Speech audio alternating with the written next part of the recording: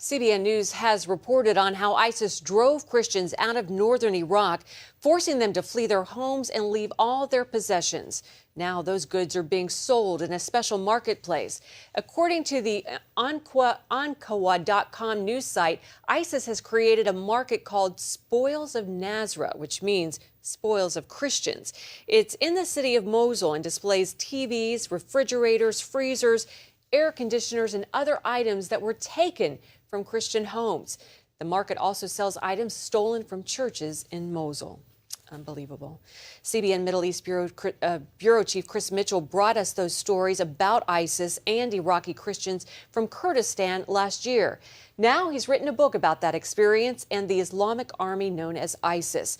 Recently, he joined us from our Jerusalem Bureau to talk about Destination Jerusalem.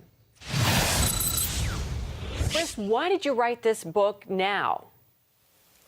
Well, there were three reasons, Wendy. The first reason was to tell people about ISIS, how it developed, and what danger it poses not only to Israel and the Middle East, but also to the world.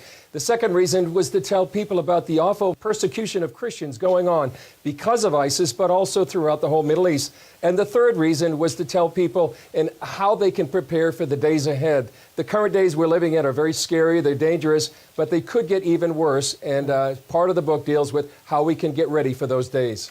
Chris, this group seemingly came out of nowhere last year. Who is ISIS and what is their ultimate goal?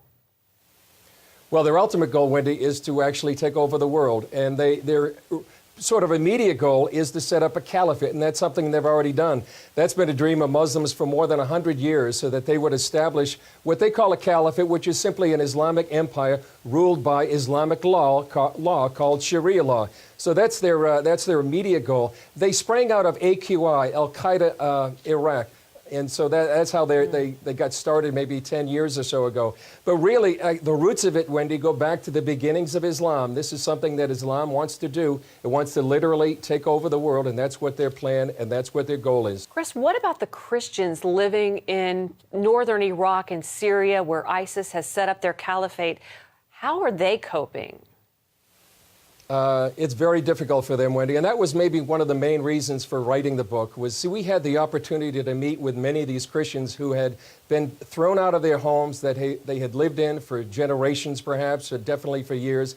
They lost their livelihoods, they lost their possessions. Let me just show you one thing. This is a camouflage New Testament by a man named Fadi, who I met. We talked to him about, he's been put on a hit list by ISIS. He lost nearly everything, and he just broke down weeping when we interviewed him one time, and he gave me this New Testament just as a reminder for me of all the tens of thousands of Christians just like him who have lost everything.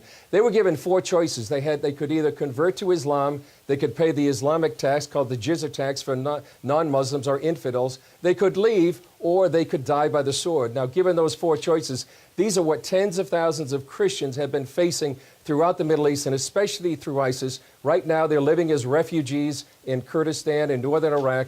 And this is something the church in the West needs to know what they're going through, needs to pray for them, needs to speak up on their behalf. Well, Chris, why are we in the West hearing so little about Christian persecution in the Middle East? I think part of it is that the Western media doesn't report on it like they should. I have had questions lately from Jewish people who have asked me, Chris, why isn't the Christian church speaking out more about the Christian persecution in the Middle East? I don't have a good answer for that. Actually, ironically, and we talk about that in the book, it's been some Jewish leaders like Ron Lauder of the World Jewish Congress who have been speaking up on behalf of Christians here in the Middle East. The reason is because they know, because of the Holocaust, what happens when people remain silent in the face of these kind of atrocities. How does Jerusalem figure into ISIS in all of this?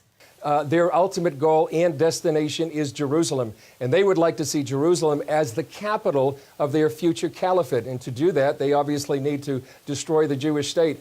So this is their destination. Also talk about the many destinations that other people have. If you look at Jerusalem, you can think about it as the crossroads of both history and prophecy.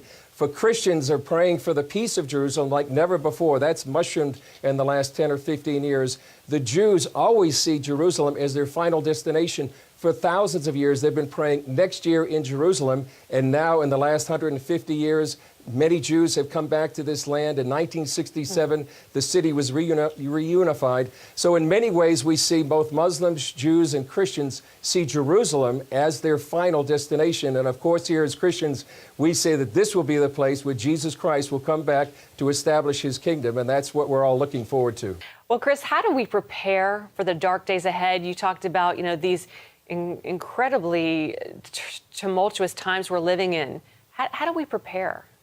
The Bible says that we need to watch and pray, and I go through many things, about 10 things to do, biblical injunctions of what we can do. The first thing is to watch and pray. Also to have a kingdom perspective and understand that we can invest not only in this life, but in the next, and invest in eternity. Chris, we appreciate you. Once again, the book is called Destination Jerusalem. You want to get that.